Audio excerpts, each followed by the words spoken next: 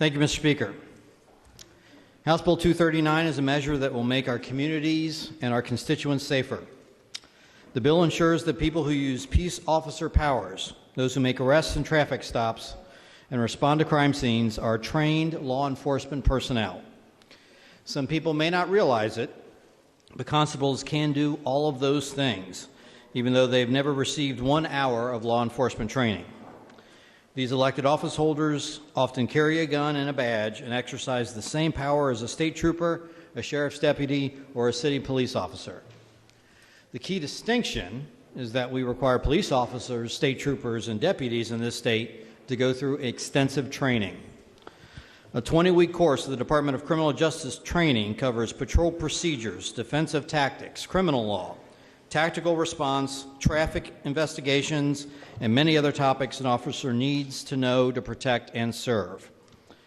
There are currently more than 500 constables in Kentucky, Mr. Speaker, and only 2 have attained the same Peace Officer Professional Standards, or POPS, certification. House Bill 239 addresses this situation. I want to stress a couple things. First, this bill does not remove the office of constable from the Kentucky Constitution. It's important to point out that the Constitution only names the position, jurisdiction, and qualifications for constable. Their peace officer powers are statutorily granted. Also, this legislation does not impact current constables or their deputies when it comes to peace officer powers because it grandfathers them in. I'm going to repeat that. This legislation does not impact current constables or their deputies because it grandfathers them in. It allows them to use their peace officer powers for as long as they serve. House Bill 239 has a delayed effective date of January 1, 2023, after this election cycle. House Bill 239 would not stop newly elected constables who are not POP certified from serving their community. They'll still be able to serve legal process, assist with child support actions, serve subpoenas, direct traffic, provide funeral escorts, and perform other community services.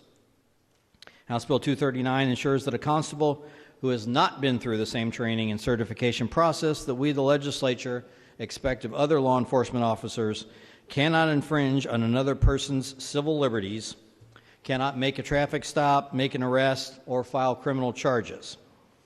House Bill 239 will help constables get the required police officer training. This bill specifies that constables can apply to any Kentucky Law Enforcement Council certified basic training course. Additionally, this bill requires the Kentucky Department of Criminal Justice Training to accept at least 1 qualified constable in each training class, and they have 10 training classes a year on average, with 30 recruits in each class. The provision to accept 1 qualified constable per DOCJT training class was added despite a wait of several months for newly hired police officers and sheriff deputies. DOCJT knows of only 1 constable who has applied to the academy over the last 5 years. Additionally, only 13 constables applied for DOCJT in-service classes. Certified constables could utilize blue lights on their vehicles without approval of the fiscal court, as long as they maintain their certification and do not abuse the authorization. Of course, not all constables are bad, but unfortunately there's been too many headlines to ignore the fact that constables without proper law enforcement training can be a serious problem. Now, we've repeatedly discussed the need to hold law enforcement to a higher standard in this state.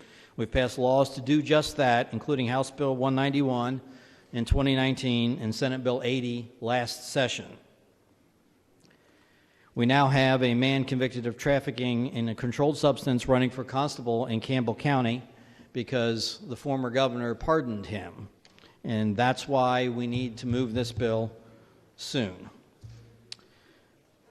House Bill 239 holds these constables to the same standards, ensuring that people who have the power in this state to forcibly detain our citizens are trained law enforcement officers.